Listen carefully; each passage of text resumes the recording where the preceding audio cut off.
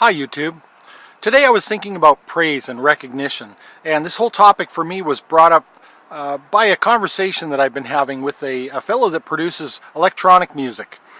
Now I have a fairly broad musical palette. I like to listen to all different genres of music, but I'm particularly fond of this sort of ambient electronica, music that's nice to listen to after a hard day, or maybe with a cup of coffee on a nice Sunday morning.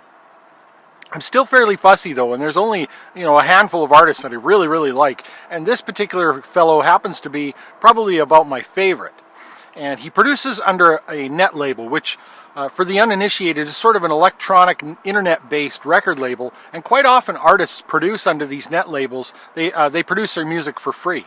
Now you can't actually buy his music by donation. I think he's got a Bandcamp page. I'll link those below for anyone who's interested. His musician's name is Planet Boelex, and he hails from Finland.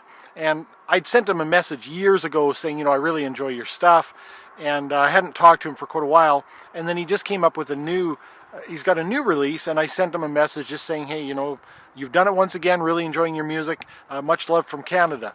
And he responded, and we got into a conversation where he was talking about how he goes through these periods where he's making music, but he doesn't really have any conversation, any communication with the outside world. And then when he does put out a release, he'll get some recognition from people saying, really enjoy what you're doing and that sort of thing. And that reminded me of a few instances that I've had where I've given recognition and people were kind of blown away by it. And I think that's a little bit sad. I think it should be more commonplace than that.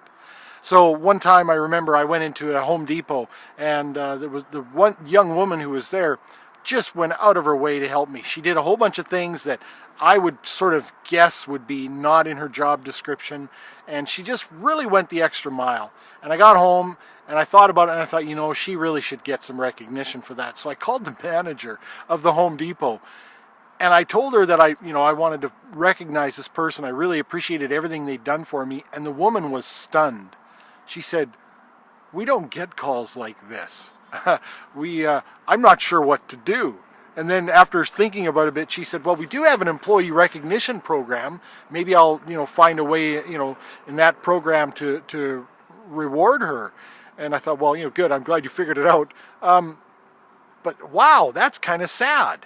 And then I do recall also when I left the dealership and went on my own, after a few months, I realized that one of the main reasons that I was able to venture out on my own and work on what I would consider to be off-brands when I worked for the dealership was because of the training that I'd received, and the flexibility and versatility that was ingrained in me by the instructors that I'd had through the parent company, through General Motors.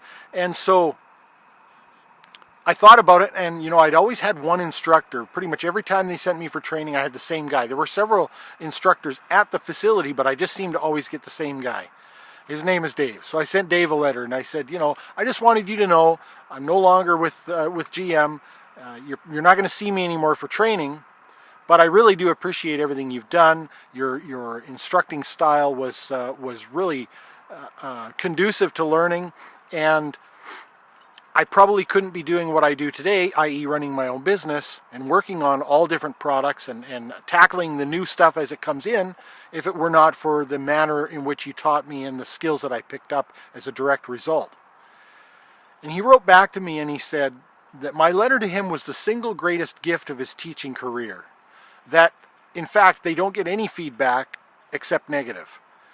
And again, I thought, that is really, really sad. We should do better than that. And even when I worked at the dealership, I would go around near Christmas time, and I always took a box, I'd buy like a whole bunch of boxes of turtles, and I would go around to the dealership and just give them out to everybody as a sort of a Merry Christmas. But I always would find several people that I would think, this person over the year, I can really say, has sort of gone that extra mile, has really done their best. Maybe in terms of employee relations, or how one department would deal with another department, or even just how someone dealt with me in particular in a different department, sales department or parts or whatever. And I would just take that person aside and just express my gratitude for the way things had gone over that past year. And again, people were stunned at this. Now, I don't say any of this to single myself out, because these are like the few examples that I can think of in my 45 some years, 46 some years on this planet. So this is certainly not worthy of any kind of recognition in and of itself. But these are the examples I have from my own life of really kind of blowing people's minds by taking the moment out to recognize them. So I just wanted to share that. Maybe we can all do that a little bit more in our day-to-day lives. Maybe we can think of, geez, it shouldn't be hard to think of someone who's someone or someone's, several people who've really made your day brighter, made your month brighter, made your year or your entire life better, and just take them aside, find some way to recognize them. And I think even just words are probably the best way, because nothing will bowl someone over, I think, like true and genuine sentiment. Just a thought. Thanks for watching.